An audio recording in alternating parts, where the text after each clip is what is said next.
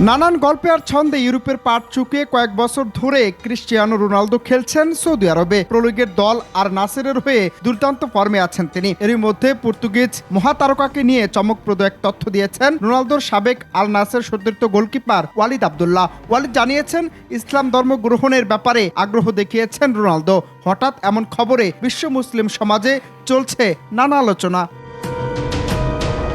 এ নিয়ে সৌদি আরবের এক টিভি প্রোগ্রামে ওয়ালিদ জানিয়েছেন, রোনালদো সত্যি ইসলাম ধর্ম গ্রহণ করতে চান। আমি তার সাথে এ বিষয়ে কথা বলেছি এবং তিনি আগ্রহ প্রকাশ করেছেন। তিনি ইতিমধ্যে গোল করার পর মাঠে সিজদা দিয়েছেন এবং সবসময় খেলোয়াড়দের নামাজ পড়তে এবং ইসলামী ধর্মীয় নিয়ম মেনে চলতে উৎসাহিত করেন। আল নাসিরের তার মুসলিম সতীর্থরা যেন ঠিকমতো ইবাদত করতে পারে সে বিষয়ে রোনালদো খেয়াল রাখেন। জানি ওয়ালিদ আরও বলেন, যখন অনুশীলন সময় আজানের ধ্বনি শোনা যায়, রোনালদো তখন কোচকে সেশন থামানোর অনুরোধ করেন যতক্ষণ না পর্যন্ত নামাজ শেষ হয়। চলতি বছরের জানুয়ারিতে সোশ্যাল মিডিয়ায় ভাইরাল হয়েছিল রোনালদোর ইসলাম ধর্ম গ্রহণের বিষয়টি। তবে পরবর্তীতে সেটি গুজব বলে বিভিন্ন ফ্যাক্ট চেক প্রতিষ্ঠান নিশ্চিত করেছিল। কিন্তু এবার একটি টিভি শোতে আল নাসেরের সাবেক গোলরক্ষক দিয়েছেন এসব অবাক করা সব তথ্য। রিয়েল তারকা করিম বেনজেমা আর মেসুট ওজিল এর আগেও প্রকাশ করেছিলেন ইসলামের প্রতি রোনালদোর অনুরাগের কথা।